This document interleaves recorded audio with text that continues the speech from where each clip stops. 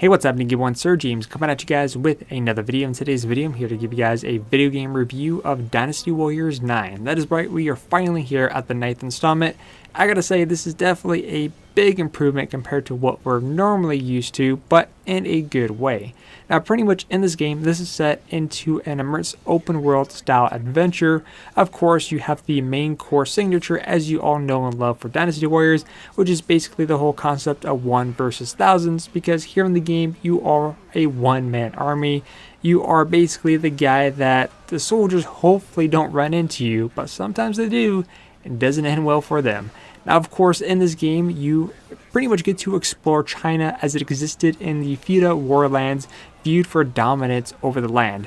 Now, pretty much the warning days of the Han Dynasty, and of course, emergence of the Three Kingdoms era. And pretty much you're setting off in a course to basically kind of conquer the land and bring peace, you know, dealing with the yellow turbans and so much more. And of course, you can kind of pick and choose what faction you want to play as.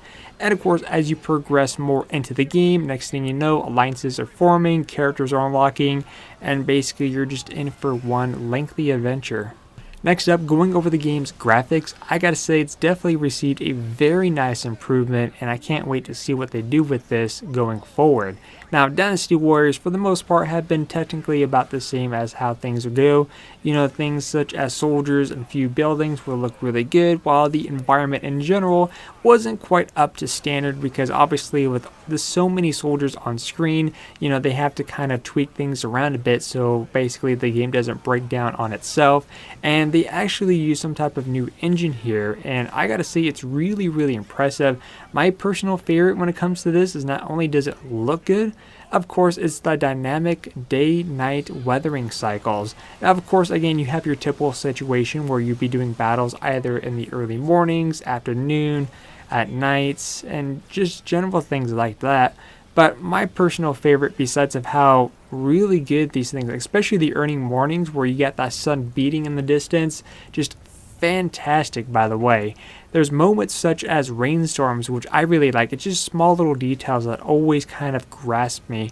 And basically, when there are storms like rain, for example, or just when your character is wet, you could see that your character is soaking wet, especially when you execute a super, and then of course the camera pans in, giving you that close-up. You could see how wet his clothes are, and of course the face. It just, again, small details like that I always appreciate in games. I like it when developers take that initial detail. But again, just everything about it, the environments is very well done, and of course on top of that, you could even use some of these new environments to your advantage during battle.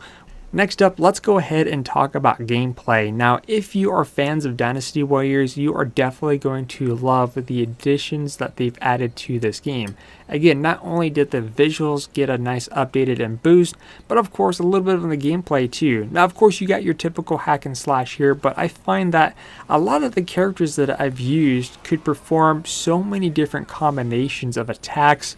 It gets really crazy, and especially at times where I'm sitting here basically executing over 800 to 1,000 hit combos.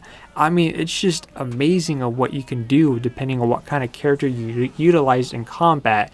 And of course, oftentimes if you use some of your special perks by basically holding down the R1 button, you get additional options such as being able to use part of your super into your combinations, being able to stun enemies, and so many other little things. On top of that, again, this is an open world, so you get to explore quite a bit.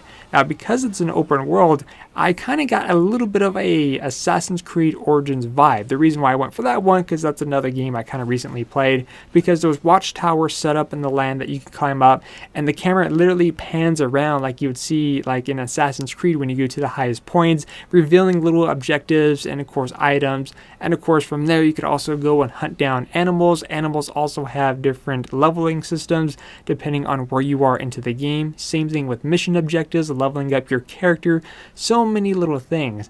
Also too, what I personally love is the grappling hook.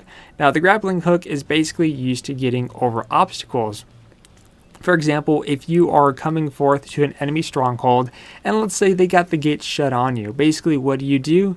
Again, you basically pull out that grappling hook, which is by going up to whatever wall, pressing down the R1, and your character will basically grapple his way up there. You go ahead, jump on over, break the barricades, open the door, and watch as your army floods into the gates and as you dominate whatever it is that you're about to take over.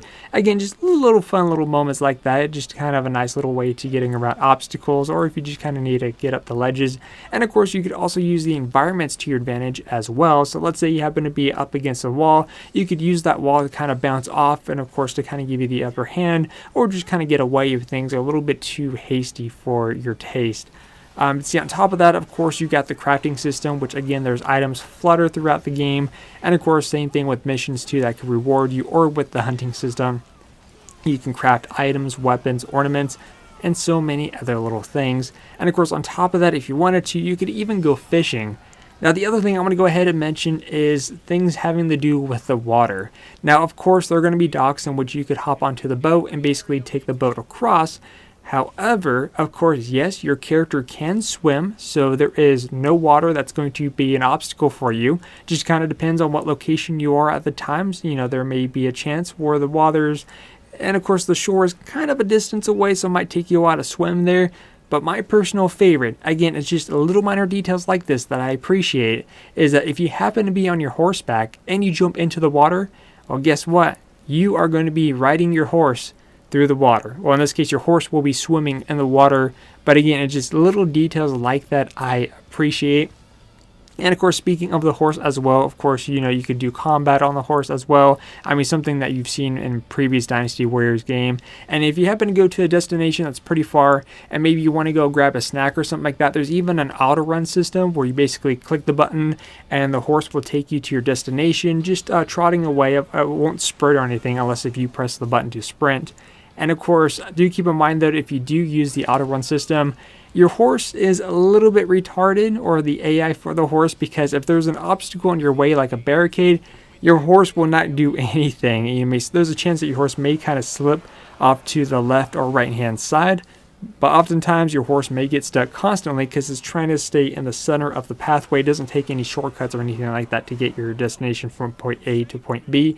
But again, everything as far as gameplay goes is really good. Basically what I got here to kind of sum it up is basically Dynasty Warriors mixed with Assassin's Creed Origins and mixed in with a little bit of Batman Arkham Asylum in there for like the counterattacks. But again, everything about the gameplay is definitely well done. So fans of the series is going to appreciate the new additions. And again, if you're new to this, something that you're probably going to easily pick up and enjoy. Now, last but not least is to go ahead and go over the sound. And of course, give you guys a final verdict between 1 and 10. So first off, let's go ahead and start with sound. Now, when I was playing the game, of course, it was using the English voice actors.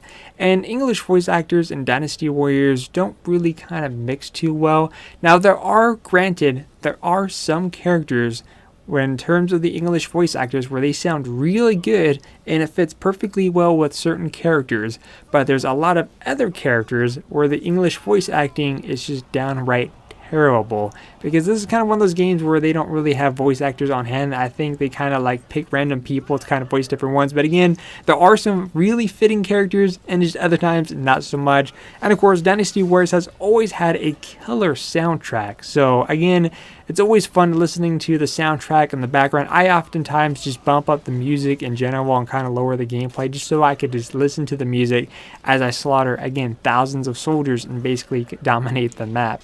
But anyways, as far as my final verdict goes, I've always been a fan of Dynasty Warriors. I mean, ever since the PlayStation 2 days and up until now, I'm really glad that we finally get to see a nice improvement and changes to the series.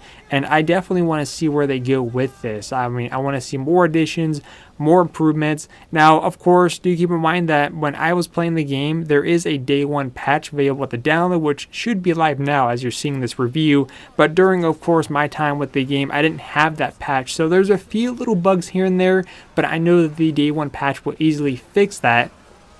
But other than that, I didn't have anything game breaking. And as far as just how everything was in general, I mean, everything was rock solid. I did notice, of course, certain things, especially when playing it on the PlayStation 4 Pro, where there was a lot of pop-in textures and stuff like that. And there's a lot of things that kind of pop into play depending on your view distance. But again, most of that should be fixed with a day one patch. If not, again, it's just a little bit of a minor. But again, overall, in the end, I'm actually going to give Dynasty Warriors 9 a 9 out of 10. I think that's a little bit more of a fitting score there. But if you guys have any questions, let me know in the comment section down below, and I'll see you guys next time.